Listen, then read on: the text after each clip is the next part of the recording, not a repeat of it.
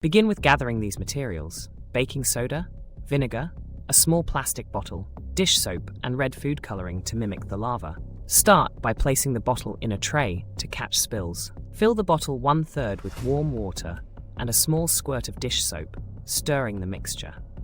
Then add 2 tablespoons of baking soda and a few drops of red food coloring. For the eruption, pour half a cup of vinegar into the bottle, step back, and watch the volcanic action. The bubbly eruption occurs due to an acid-base reaction between baking soda and vinegar, releasing carbon dioxide gas, illustrating basic chemical reactions in a fun way.